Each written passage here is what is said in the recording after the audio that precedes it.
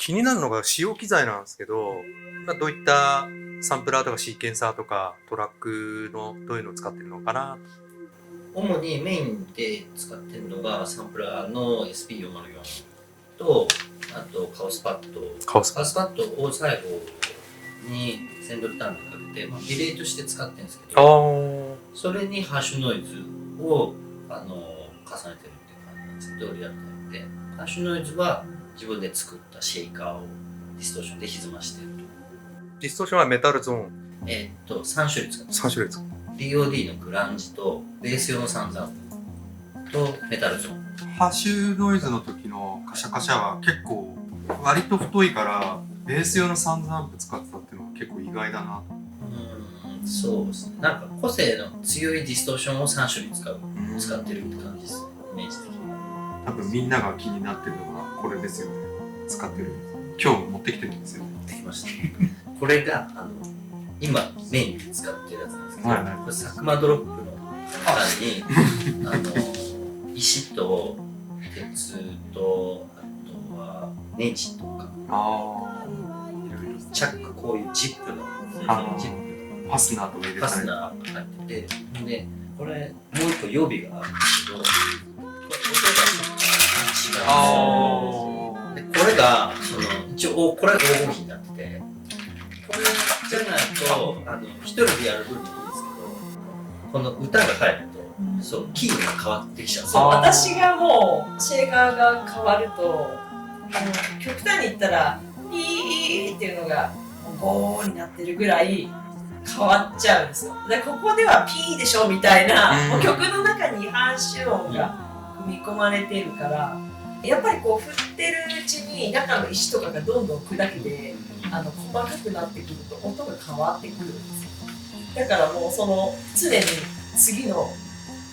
エイジング処理、次の台を温めながら音があんまり変わらないように。断線、ライブ中に断線とかしない？断線はよくありますね。ちぎれたりとかありますね。スケボーの靴直すシューブーっていうパテがあるんですけど、それでガチガチに固めてますね。いいですか？ここわかんない。振ってるやつの謎が。でも完全にそういうものだったんですね。なんかたまにノイズの人メカニックなもので振ってる人いるじゃないですか。それかと思ってた。思われるんですけど、実はめちゃくちゃ。これもね、その缶のこれがスーパーで売ってるサクマドロップはちょっと幅が高いんですよ。最近のやつはね、ちょっと大きくなっちゃったモデルチェンジしてで、100均で売っとる方がこのサイズなんですよ。で、このサイズじゃないとここの石がこう動く。遊び部分が大きくなっちゃうと、それでも音変わるんですよ。一時期それが100均で売ってるって知らなくて、缶が大きくなっちゃったからどうしようって言って。缶がやっぱ腐食してきたりとかして、変えなくちゃいけない時とかがあって、そうすると、エイジングされてないから音も変わっちゃうし、この幅が変わると、それだけで全然変わってきちゃう。だからちょっと大きい缶を潰してみたらいいんじゃないとか、潰してみたり、いろいろスタジオの中で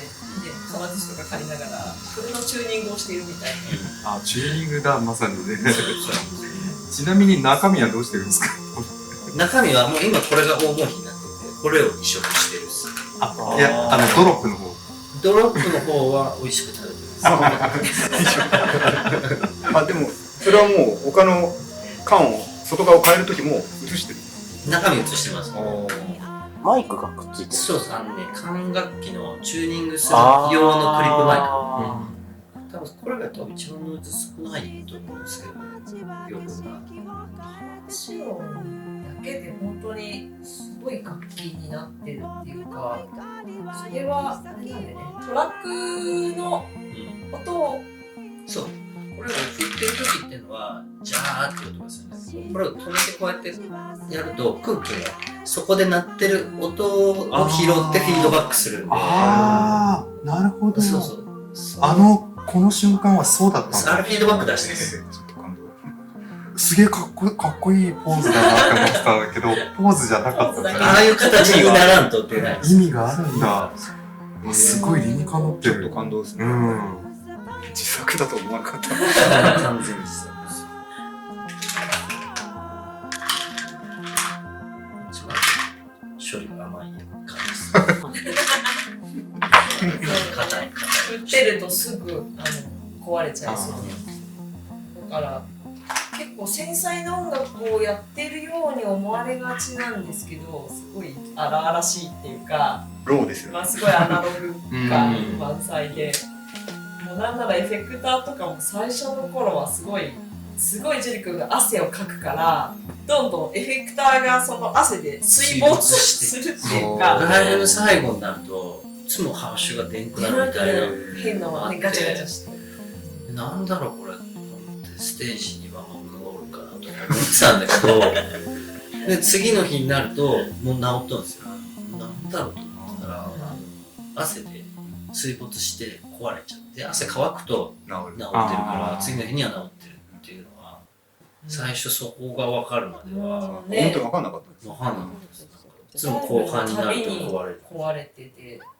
ビールとかじゃない限りはエフェクターとかシンセは多分水とか汗は乾けば治るんで、アルコールはやばいらしいけど、名古屋にメンテナンスをしてくれるところがあるとか、エフェクター作ってるそうエレクトログレードっていう小池さんそうですところにもすごいお世話になってるんですけど、最初の頃はだからライブ終わるたびに機材をそこに持って行ってどこがあるのか見てもらったりして、でその状況を話してやっと分かったっていうか、そのエフェクターも中開いてみたら何をかけたのっていうぐらい腐食してるっていうかね、なんかビールでもかけたのとかって言われたけど、やっぱり、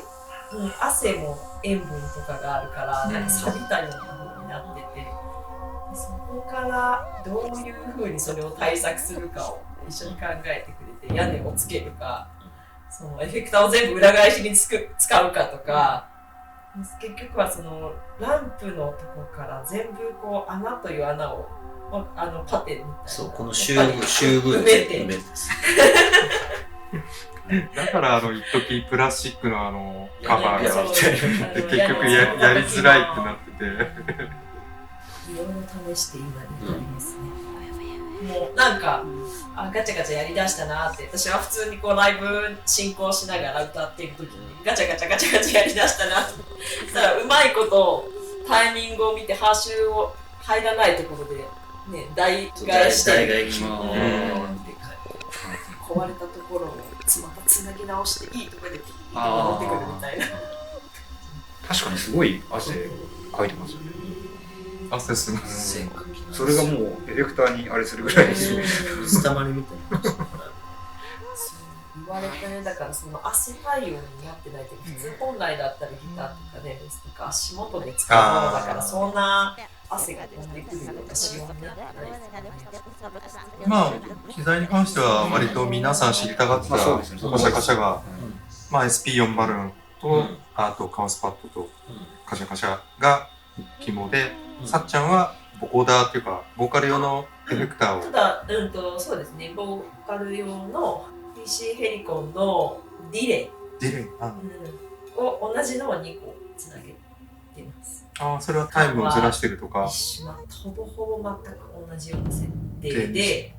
2つつなげて、1個はもうずっとかけっぱにしてるっていう、リバーブに近いような使い方なんだけど、すごいショートディレイのや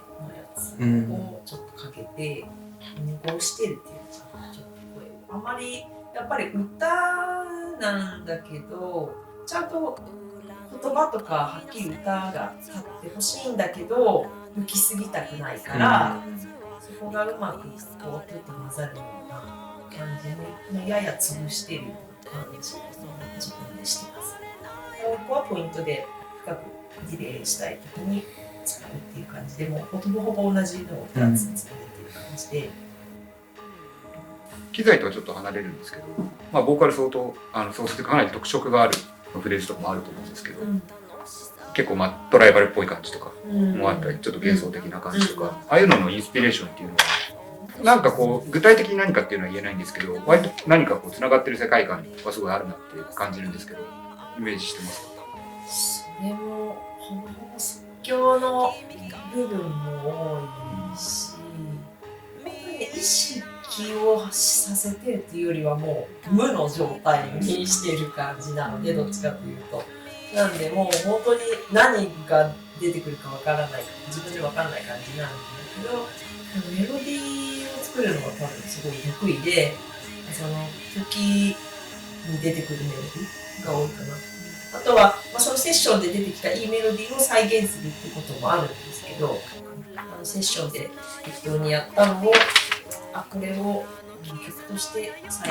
現させるっていうのはまた別の技術なのかなと思う気がするんですけど、そういうのも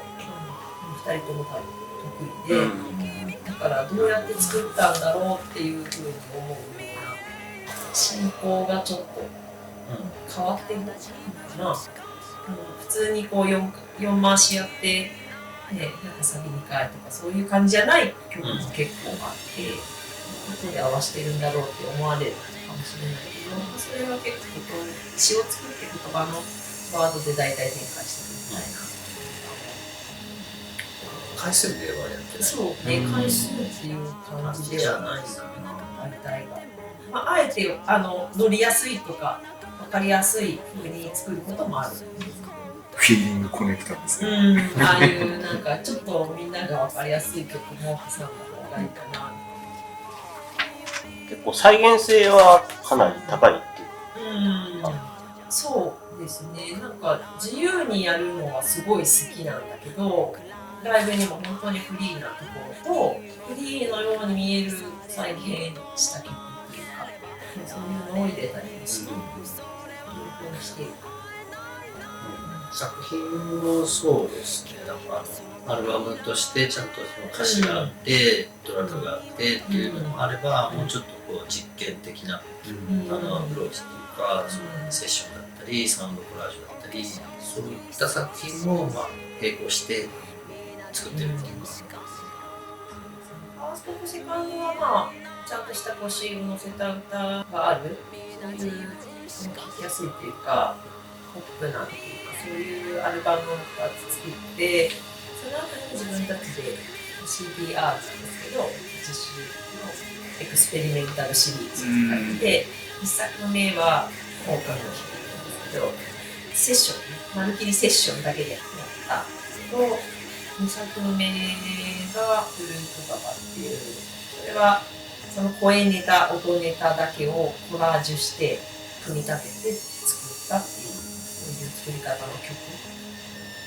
そういうシリーズものを出してなるほど。いろんな側面がありますね、やっぱり。そうなんですね。本当にだから多分私たちに関してはもう本当にどういう音楽とか何もそう意識してるものがない。最近の音楽とかはちゃんとジェリカはチェックしてて、なんかこういうのいいよねっていうのは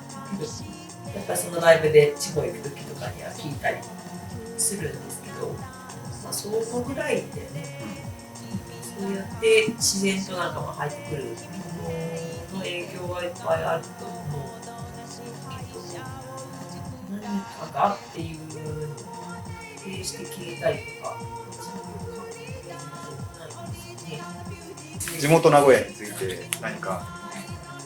なんかうちらから見ると名古屋ってすごく良質なバンドがギュッといるイメージがあって、N さんもそうですし、ボードボーやニクビとで、N さんはやっぱりディップル周りとかも交流もあるし、リタ周りとか、パイランダー山田さんとか、結構幅広く交流があるイメージがあるんですけど、名古屋に限らず、大阪とかも月1ぐらいで行ってた時期があったんですけど、そうライブやる場所、発行自体もそうだし、そのシーンというか、ルーツ的にそのパンクとかハードコアの人から誘ってもらうことも結構あるけど、ノイズとかアンビエントとかファインダーストリアとかそういうのばっかりの人たちの企画にも読んでもらったりすることもあるし、その怪談師さんのイベントだったり、そう全然ヒップホップばっかりのイベントだったり、トランスパーティトランスパーティー、DJ ばっかりのトランスパーティーで、私たちが結構生生ライブとかそういう今携帯的にも結構どこでもできちゃうんで、ちっちゃいこうカフェからそうですね。で私たちは自分たちのアンプを持っていつもそれでどこでも行くんですけど、基本的にはそれだけでもできるぐらいに音を作りはしてて、ライブハウスでやるときはそこにプラス LINE というか、まあ LINE メールでやるんですけど、どこでもできるようなスタンスにはしてます。いいですね、時それで路上でやってましたそうですね、発電機も手に入れて、普通にいい音で出せちゃうぐらい。なんかその音作りはやっぱり曲作りよりやってますね。でもそれだったらやっぱり自分の機材持って発電機でできるようになったら、もうなんですか、再現度高いっていうか、完全にガシッとしたらでできますもんね。できるんですよね。意外に本当にどこでもなんかレコード屋さんでゲリラ的にやったりとか。で、パッて自分の音が出せるっていう機材が。そうですね。そういうのは軽いから、できるようにしてます。話戻すようですけど、やっぱり名古屋グループだなっていうのはやっぱ東京から見るとすごくいい意味で感じます。まあ名古屋、僕自身も仲いい人多いですけど、やっぱり名古屋の人たちの独特の感じがなんかみんな、まあみんなだからこれが名古屋っていうんじゃなくて、もういろんなのがバーって集まってて、かつ自由度高いっていうか、その感じがやっぱり、あんまりわかんないね。地元にいると同じよう個性に的な人が多いのかなっていうのは。でもすごいいろんな地方に行くとやっぱり名古屋はいい音楽とか、個性的な音楽をやってる人が多いっていうのはよく言われるから、そうかな。いや、そうだと思います。一番強烈なんじゃないですか。ああ、そうですね。全然。でもまあいろんなとこでやってて、いろんな各方面で面白い人たちが確かにね、大体面白い人だった感じになってる。海外のことをちょっとお伺いしていいですか。いいですかね。ちょっとコロナの影響で、ね、N さんにとってはドイツツアー非常に残念な形でちょっと行けなかったと思うんですけど、まあ、そういう時に聞くのも恐縮なんですけど、今後海外リベンジじゃないですけど、なんか考えていくことあります？まあ来年再来年ぐらいかなと思ってます。まあ、今年はないんで、またヨーロッパ行けたらなと思ってるし、海外のレベルからのリリースっていうのもちょっといただいてるんで、まあ、それに向けて作品作って、あとまあ近々ベスト版出すんで、それを持ってまたヨーロッパ行けたらなって感じです。まあ全然行ける時、音楽がまあ行けるように過ぎたら行くっていうか、今はね、しゃあないですもんね。まあそうですね。7インチリリースしてましたよね。あと前からあれは何枚ぐらい？あれね、25枚。あ、そうなんだっけ。限定25枚。それも本当に少ないですね。そうですよね。なんか、スクエアクリアビニール。透明で四角い7インチ。超限定の。そう。なんかアウトゼンは割とフィジカルはそういうちょっと限定のやつで出してで、あとはデジタル販売みたいな感じにしてるみたいで、そうそうそうですね。まあデジタルメインでそれがちょっとスペシャル的な感じで作ってくれて。でもフィジカルの少数ロットって最近海外多いですよね。やっぱ多分それであとデジタルでたくさん売ろうっていう、なんかそういうスタイルのレーベルも増えたなっていうイメージですけど。ちなみに何公演ぐらい予定してたんですか？6カ所。ドイツの中で。ドイツとベルギー。ベルギーは1カ所だけどね。レーベルのいや、それもそのリミックスアルバムを出したんですけど、その時にリミックスしてくれたのがそのアントゼンのステファンっていう方がリミックスしてくれて、そのステファンにドイツ行きたいんだけどって言ったら、自分はブッキングとかできないけどフェスやってるやつ紹介してやるみたいな感じで、その人にメールしてしたら、まあ、自分たちでやってるフェスに出てほしいってことで、そこから先は自分たちでやってるで紹介してもらった人にこう広げてってフェイスブックを始め Facebook のメッセンジャーと Google 翻訳知らない人に毎日連絡あ、でも、すごいですね、それ。それでなんとか6箇所つなげます。向こうの人が術つなぎ的につなげてくれるならわかるけど、そこも自分でやったんですか？自分でやったんです。それ大変、それは大変だ。結構エージェントいないと本当辛いだろうし。ぜひでも、リベンジを。リベンジそうですね。リベンジしましょう。